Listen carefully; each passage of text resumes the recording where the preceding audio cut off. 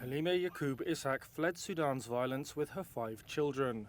4 days after arriving in neighbouring Chad, they're yet to receive any assistance. We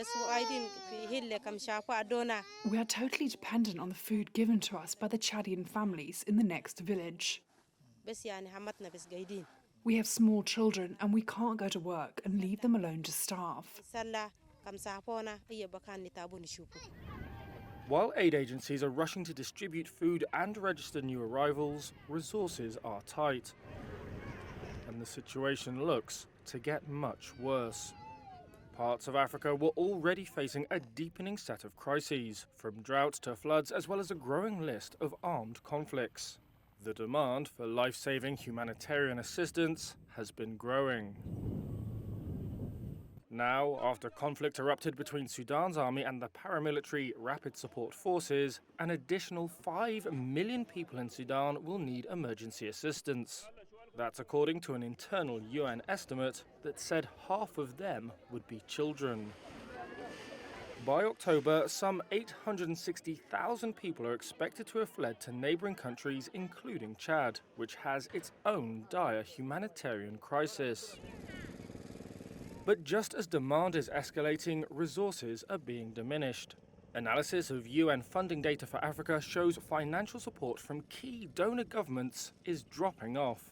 That's on a continent that was already facing a $17 billion funding gap for UN humanitarian appeals even before the latest crisis.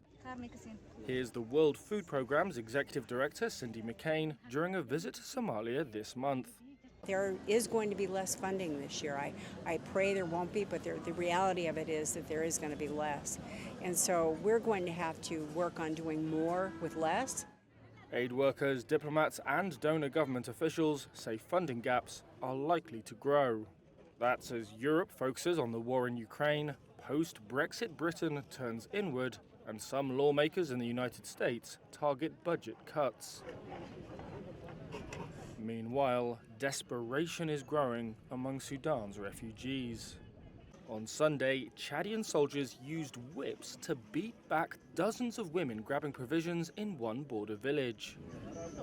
But every day, hundreds more trek across desert scrubland and dry riverbeds to reach Chad's border, seeking safety. Sat in a rare patch of shade, surrounded by other refugees, Ishak says they're hoping Sudan's crisis can end soon, so they can return home. If not, they will go to look for work. We have orphaned children here, she says, and no one is thinking of how we feed them.